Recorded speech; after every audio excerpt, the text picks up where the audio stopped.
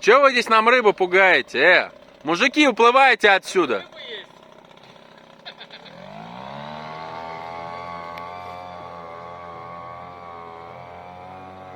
Давай, дырчик, иди отсюда.